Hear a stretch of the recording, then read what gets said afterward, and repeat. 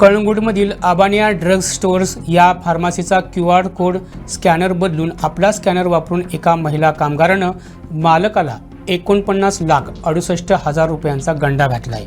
ही कामगार महिला पेडणे तालुक्यातील असून पोलिसांनी तिच्या विरोधात गुन्हा नोंद केला आहे। या प्रकरणी फार्मसीचे मालक यतीन नाईक यांनी कळंगूट पोलिसात तक्रार दिली आहे। हा फसवणुकीचा प्रकार फेब्रुवारी 2020 ते ऑक्टोबर 2025 या कालावधीत घडला आहे। संशयित महिलेनं ऑक्टोबर 2025 मध्ये अचानकपणे नोकरी सोडली। त्यानंतर हा फसवणुकीचा प्रकार उघडकीस आला।